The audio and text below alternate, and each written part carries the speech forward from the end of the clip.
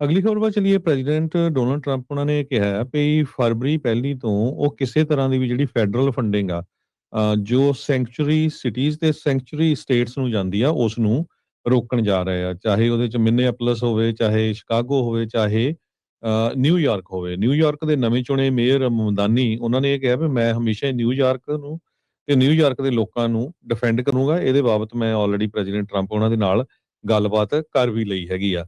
President Trump ਉਹਨਾਂ ਨੇ ਇਹ ਕਿਹਾ ਵੀ ਫਰਵਰੀ ਪਹਿਲੀ ਤੋਂ ਸਾਡਾ ਕਿਸੇ ਤਰ੍ਹਾਂ ਦੀ ਵੀ ਜਿਹੜੀ ਫੰਡਿੰਗ ਆ ਇਹਨਾਂ ਸ਼ਹਿਰਾਂ ਨੂੰ, ਇਹਨਾਂ ਸਟੇਟਸ ਨੂੰ ਰੋਕਣ ਦਾ ਮੇਨ ਮਕਸਦ ਇਹ ਆ ਵੀ ਇਹ ਕ੍ਰਿਮੀਨਲਸ ਨੂੰ at the expense of American citizens ਬਚਾ ਰਹੇ ਹੈਗੇ ਆ।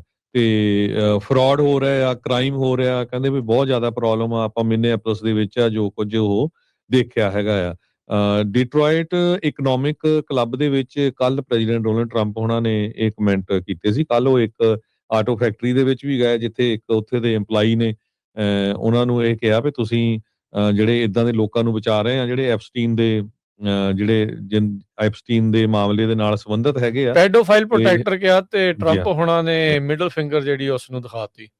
ਜੀ ਸੋ ਇਹ ਸੋ ਪ੍ਰੈਜ਼ੀਡੈਂਸ਼ੀਅਲ ਕਾਰਵਾਈ ਚੱਲ ਰਹੀ ਸੀ ਉੱਥੇ। ਜੀ ਸੋ ਇਹ ਕਾਫੀ ਜਿਹੜਾ ਹੁਣ ਪੂਰਾ ਵਰਲਡ ਲੈਵਲ ਤੇ ਜਿਹੜਾ ਦੇਖ ਰਿਹਾ ਵੀ ਦੇਖੋ ਜਿਹੜਾ ਪ੍ਰੈਜ਼ੀਡੈਂਟ ਅਮਰੀਕਾ ਦਾ ਉਹ ਜਵਾਬ ਕਿਦਾਂ ਦਾ ਜਿਹੜਾ ਦੇ ਰਿਹਾ ਹੈਗਾ। ਤੇ ਉਸ EMPLOYEE ਨੂੰ ਫੋਰਡ ਕੰਪਨੀ ਨੇ ਫਾਇਰ ਕਰ ਦਿੱਤਾ। ਹੁਣ ਉਹਦਾ ਗੋ ਫੰਡ ਵੀ ਚੱਲ ਰਿਹਾ ਤੇ ਆਲਰੇਡੀ ਉਹਦੇ ਮੇਰੇ ਖਿਆਲ ਨਾਲ $3 ਲੱਖ ਤੋਂ ਜ਼ਿਆਦਾ ਇਕੱਠੇ ਵੀ ਹੋ ਗਏ ਉਹਦੇ ਹੱਕ ਦੇ ਵਿੱਚ।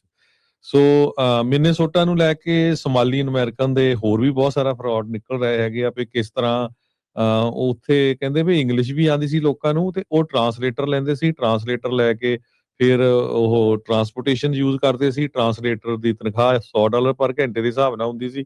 ਸੋ ਹੋਰ ਇੱਕ ਵੱਡਾ ਸਕੈਂਡਲ ਉੱਥੋਂ ਜਿਹੜਾ ਨਿਕਲਿਆ ਹੈਗਾ ਆ। ਸੋ ਉਹ ਸਕੈਂਡਲਸ ਨੂੰ ਬੇਸ ਬਣਾ ਕੇ ਟਰੰਪ ਹੁਣੀ ਜਿਹੜੇ ਆ ਬਾਕੀ ਦੀਆਂ ਜਿਹੜੀਆਂ ਸਟੇਟ ਜਾਂ ਬਾਕੀ ਦੇ ਸ਼ਹਿਰ ਆ ਉਹਨਾਂ ਦੇ ਉੱਤੇ ਜਿਹੜਾ ਹੁਣ ਇਹ ਲਾਗੂ ਕਰਨ ਜਾ ਰਿਹਾ ਹੈ ਵੀ ਫਰਵਰੀ ਪਹਿਲੀ ਤੋਂ ਬਾਅਦ ਕਿਸੇ ਤਰ੍ਹਾਂ ਦੀ ਵੀ ਜਿਹੜੀ ਫੰਡਿੰਗ ਆ ਉਹ ਆਪਾਂ ਇਹਨਾਂ ਸਟੇਟਾਂ ਨੂੰ ਨਹੀਂ ਦੇਵਾਂਗੇ। ਨਿਊਯਾਰਕ ਦੀ ਗਵਰਨਰ ਕੈਥੀ ਹੋਚਲ ਨੇ ਵੀ ਇਹ ਕਿਹਾ ਵੀ ਅਸੀਂ ਬਿਲਕੁਲ ਜਿਹੜਾ ਫੈਡਰਲ ਗਵਰਨਮੈਂਟ ਦੇ ਇਸ ਜਿਹੜਾ ਇਹਨਾਂ ਨੇ ਜਿਹੜਾ ਜਾਰੀ ਕੀਤਾ ਆ ਮੈਮੋਰੈਂਡਮ ਉਹਦੇ ਖਿਲਾਫ ਹੈਗੇ ਆ। ਸ਼ਿਕਾਗੋ ਵਾਲਾ ਗਵਰਨਰ ਵੀ ਪੂਰਾ ਬੋਲ ਰਿਹਾ ਹੈਗਾ ਤੇ ਇਸੇ ਤਰ੍ਹਾਂ ਜੋ ਮਿਨੀਐਪਲਸ ਸਟੇਟ ਦੇ ਗਵਰਨਰ ਹੈਗੇ ਆ ਉਹ ਵੀ ਇਸ ਤਰ੍ਹਾਂ ਹੀ ਬੋਲ ਰਹੇ ਹੈਗੇ ਆ। ਆਪਣਾ ਤੁਹਾਨੂੰ ਪਤਾ ਹੀ ਆ ਵੀ ਜਿਹੜਾ ਸਾਡਾ ਕੈਲੀਫੋਰਨੀਆ ਦਾ ਗਵਰਨਰ ਹੈਗਾ ਆ ਉਹ ਤਾਂ ਹਮੇਸ਼ਾ ਬੋਲਦੇ ਰਹਿੰਦਾ ਹੈ ਕਿਉਂਕਿ ਉਹਨੂੰ ਪਤਾ ਆ ਵੀ ਉਹ ਪ੍ਰੈਜ਼ੀਡੈਂਸ਼ੀਅਲ ਕੈਂਡੀਡੇਟ ਵੀ ਹੈਗਾ ਡੈਮੋਕ੍ਰੈਟਿਕ ਪਾਰਟੀ ਵੱਲੋਂ। ਕਿਸੇ ਟਾਈਮ ਦੇ ਉੱਤੇ ਹਰਜੋਤ ਸਿੰਘ ਜੀ ਰਾਸ਼ਟਰਪਤੀ ਨੂੰ ਮਿਡਲ ਫਿੰਗਰ ਇੱਕ ਬੀਬੀ ਨੇ ਸੈਰ ਕਰਦੇ ਟਾਈਮ ਵੀ ਜਿਹੜੀ ਉਹ ਦਿਖਾਈ ਸੀ ਉਹਨੂੰ ਤਾਂ ਕੁਛ ਨਹੀਂ ਸੀ ਹੋਇਆ। ਟਰੰਪ ਹੋਣਾ ਨੂੰ ਇੱਕ ਚੀਜ਼ ਬਿਆਨ ਦੇਣ ਦੇ ਉੱਤੇ EMPLOYEE ਦੇ ਦੁਆਰਾ EMPLOYER ਨੂੰ ਕੱਢ ਦੇਣਾ, ਇਹ ਪਤਾ ਨਹੀਂ ਕਿਹੜੇ ਪਾਸੇ ਵੱਲ ਨੂੰ ਗੱਲ ਇੱਥੇ ਜਿਹੜੀ ਉਹ ਚੱਲ ਰਹੀ ਆ। ਫਰੀडम ਆਫ ਸਪੀਚ ਤੇ ਐਕਸਪ੍ਰੈਸ਼ਨ ਇਹ ਤਾਂ ਹੁਣ ਬਸ ਹਵਾ ਦੀਆਂ ਜਿਹੜੀਆਂ ਗੱਲਾਂ ਆ। ਫਰਾਡ ਦਾ ਰੌਲਾ ਘੱਟ ਆ ਹਰਜੋਤ ਸਿੰਘ ਜੀ, ਇਹ ਮਸਲਾ ਅੰਦਰ ਖਾਤੇ ਹੋਰ ਆ। ਟਰੰਪ ਹੋਣਾ ਨੇ ਤਾਂ ਆਪਣੇ ਕਾਰਜਕਾਲ ਦੇ ਵਿੱਚ ਜਿੰਨੇ ਫਰਾਡਸਟਰ ਆ ਉਹਨਾਂ ਨੂੰ ਜਿਨ੍ਹਾਂ ਨੂੰ ਮਾਫੀਆਂ ਦਿੱਤੀਆਂ ਉਹ ਰਹਿ ਰੱਬ ਦਾ ਨਾਂ ਆ।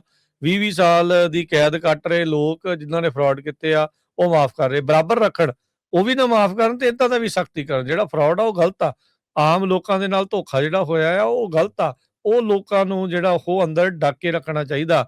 ਪਰ ਇਹ ਨਹੀਂ ਆ ਵੀ ਜਿਹੜੇ ਆਲਰੇਡੀ ਡੱਕੇ ਹੋਏ ਉਹਨਾਂ ਨੂੰ ਛੱਡ ਦੋ।